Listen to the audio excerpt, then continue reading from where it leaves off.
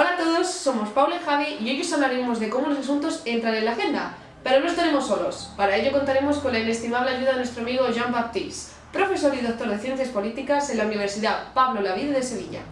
Entonces, ¿qué utilidad va a tener este tema en vuestro día a día? Más bien poca. Lo único, si por ejemplo cada mañana al levantaros os dais con la misma mesilla de noche en el pie, pues podéis hacer dos cosas, o bien cambiarla de sitio o bien exigirle a vuestros representantes que hagan algo para solucionarlo, que para eso les pagáis. Aunque en vez del ejemplo de la mesilla, utilizaremos el de la revolución que ha ocurrido en Armenia en abril de este mismo año.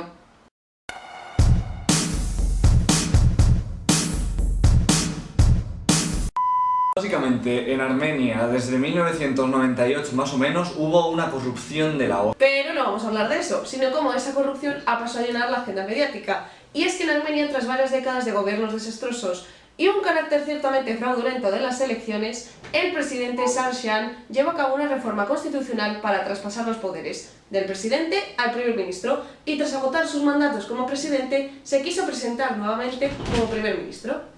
Una maniobra ciertamente para mantener el poder político. Entonces, la oposición, para denunciar este asunto, tenía que conseguir que la población lo situase en el centro del debate político. Y para ello tuvo que hacer tres cosas. Primera de todas, básicamente Nikol Pashinyan, el líder de la oposición, consiguió enfocar el asunto como un problema. Esto es, no se trataba de que Sargsyan fuese elegido primer ministro, se trataba de la consolidación del abuso de poder y de la corrupción gubernamental que llevaba ocurriendo en Armenia desde hacía tanto tiempo. A continuación es necesario identificar quién es el actor principal que influye en el problema, y además de identificarlo también es un punto de referencia al que la gente puede exigir responsabilidades, y en este caso fue el gobierno como tal el responsable de la situación.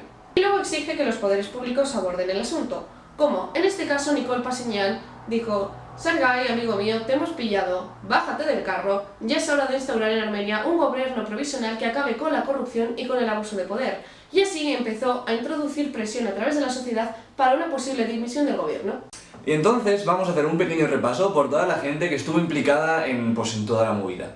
Básicamente, simplificando el conflicto al máximo, los actores se agrupan en dos bandos, como algo rollo fans de Maya Montero contra fans de Leire Martínez, aunque eso igual es plan más sensible y tal. En realidad, lo jugoso del asunto está en el Pashinyan contra Sargsyan. El primero es el líder opositor, que además fue periodista y fue poeta, que fue encarcelado por denunciar el carácter fraudulento de las elecciones en las manifestaciones públicas. Claro, entonces cuando Pashinyan fue liberado, estaba en plan, soy un héroe para el pueblo, llevo 10 años esperando este momento y además la gente está muy descontenta con tu gestión. Vamos, que te voy a montar una revolución que vas a flipar. ¿Quién era el objetivo de esa revolución? Pues básicamente Sargsyan.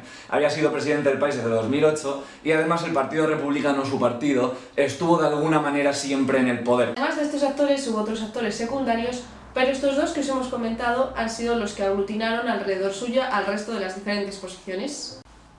Aparte, hay que hablar de la diáspora como un actor en la revolución armenia. ¿Por qué? Básicamente, Armenia tiene 3 millones de habitantes, pero por el genocidio que sufrieron en 1917 a manos de los turcos, y además por la situación económica en la actualidad, huyó mucha gente del país. Y estamos hablando de que, según estimaciones, hay 8 millones de armenios viviendo fuera. Es por ello que tienen un ministerio dedicado a la diáspora, el cual se encarga de establecer una serie de programas de innovación y desarrollo, además del desarrollo de estrategias para que los armenios que viven en el extranjero puedan regresar a la propia Armenia. En nuestra conversación con el Ministerio de la Diáspora, esto fue lo que nos dijo sobre el papel que había tenido este grupo en la Revolución de Abril de 2018. First of all, they were wholly with us, like inspiring us, and we were feeling their breath through the internet, through the social media, and we were feeling that they are with us. Besides that, they were sending enough money. Y después de haber presentado a los diferentes actores, vamos a ver qué tipos de problemas se pueden dar cuando estamos hablando de la esfera pública. Existen 3 diferentes tipos de problemas en las agendas según la teoría: problemas crónicos, los cuales siempre están presentes, como la economía; problemas intermitentes, como la educación o las pensiones; y problemas nuevos, como la violencia de género en los últimos años. En Armenia estaríamos hablando de un problema crónico, porque lleva ahí mucho tiempo. De hecho, en 2004 y en 2008, en las diferentes elecciones, hubo manifestaciones, incluso en el 2008 murieron 10 personas debido a la corrupción, al abuso de poder y demás. Entonces, una vez que sabemos a qué tipo de problema nos estamos enfrentando, tenemos que ver a qué agendas puede entrar, porque además como que puede fluir entre ellas, y aparte los mecanismos y los procesos por los cuales puede llegar hasta esas agendas. Es decir, vamos a ver los tipos de agendas y los escenarios de entrada. Existen 3 diferentes tipos de agenda. La agenda mediática, la cual se rige por la línea editorial de los medios, la ideología del propietario o la presión de mercado. La agenda pública aglutina los temas de los cuales el público espera una respuesta gubernamental, y la agenda política, la cual se trata de las políticas públicas del gobierno. Las 3 se relacionan entre ellas. Hay 3 tipos de escenario de entrada. Iniciativa interna. Se trata cuando un problema se inscribe en la agenda gubernamental porque así lo decide el gobierno o los grupos de presión en contacto con él, como los lobbies. Modelo de movilización. El poder político crea un problema que transmite a la ciudadanía para recabar apoyos y que éste sea considerado relevante por ellos, como la inseguridad ciudadana. El modelo de iniciativa externa ocurre cuando un problema se inscribe en la agenda política después de haber existido una movilización social liderada por grupos externos a las instituciones políticas, como en la conquista de los derechos LGTBI. En Armenia estaremos hablando de un escenario de movilización, y es que en nuestra conversación con el ministro de la Diáspora nos contó cómo ya desde hacía varios años se había intentado concienciar a la sociedad civil de que una revolución del pueblo no solamente era necesaria, sino posible para derrocar a la corrupción en Armenia. La realidad es que en las protestas anteriores, en las de 2004 y 2008, nos encontramos con un papel muy fuerte de la oposición. Así, luego en la de 2018 el mecanismo fue más o menos similar. Ante el nombramiento de Sargsyan como primer ministro, Pashinyan llama al pueblo a movilizarse para recabar apoyos y conseguir que su causa obtuviese una mayor fuerza.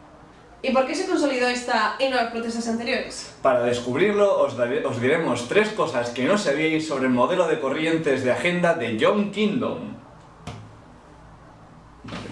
John Kingdom distingue 3 corrientes que abren una ventana de oportunidad para que un asunto entre en agenda.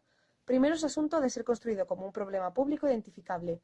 Luego existen políticas públicas o soluciones que se encargan de resolver el problema y casi siempre suelen ser recicladas. Y luego eventos políticos que influyen en la agenda y hacen que un tema tenga más auge en un momento determinado.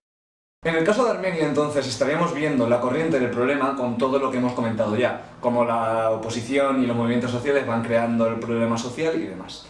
Y la corriente de las políticas públicas iría por lo que es la aplicación de una medida que es de manual en estas situaciones, que es la dimisión del gobierno y la creación de un gobierno provisional. La corriente de la política en Armenia se explica a través de 3 importantes eventos que ocurrieron en ese momento determinado. La excarcelación de Nikol Pashinyan, la reforma constitucional que traspasó los poderes del presidente al primer ministro y la elección de Sargsyan de presentarse como primer ministro tras haber agotado sus legislaturas. Sargsyan, ¿no? Sargsyan. Ya no lo tienes que decir más si te Guay. Y por último, os vamos a hablar de algo muy importante, que son los símbolos. La activación de símbolos tiene un rol bastante destacado dentro de la construcción de la agenda, básicamente porque pueden ser utilizados tanto para hacer a la gente sentirse dentro de una unidad política, o también marcar las diferencias entre diferentes grupos, o también mostrar respaldo o representar una institución o incluso una política pública concretas. Entonces, tuvimos la oportunidad de estar con la ministra de Cultura de Armenia. Y básicamente ella nos hablaba de cómo se generaban por parte de la gente durante la revolución símbolos constantemente para crear cohesión dentro de la revolución y además como dar ese sentido de identidad para que la cosa fluya mejor, ¿sabes? They played games and blocked the streets that way. Sometimes they played musical instruments and they blocked the streets this way. They made barbecue and blocked the streets this way. Sometimes they were just holding hands and blocking the street this way.